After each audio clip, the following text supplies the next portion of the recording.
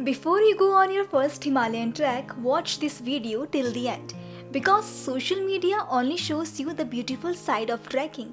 The snow, the mountains, the dreamy campsites. But nobody talks about the struggle behind those views.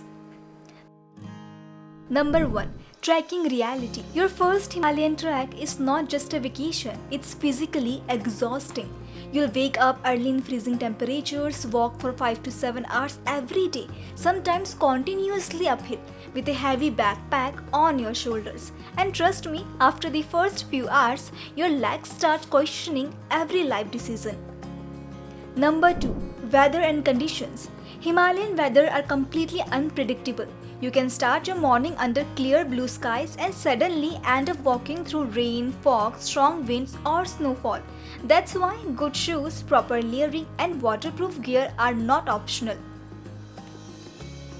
Number 3. Biggest beginner mistake. One of the biggest mistakes beginners make is overpacking. People carry extra clothes, unnecessary gadgets, heavy bags and regret it on day 1 itself. On a trek, every extra kilo feels double after a few hours of climbing. Number 4. Mental battle.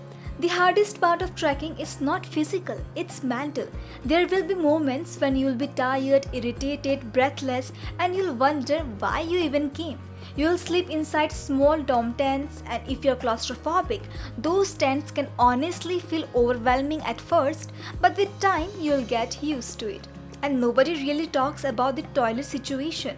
On many Himalayan treks, proper washrooms simply don't exist. There are only dry toilets. You have to walk far from your campsite in freezing temperatures, and for women, it can feel even more challenging.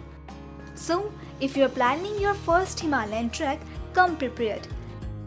Subscribe us for more real trekking content from the Himalayas.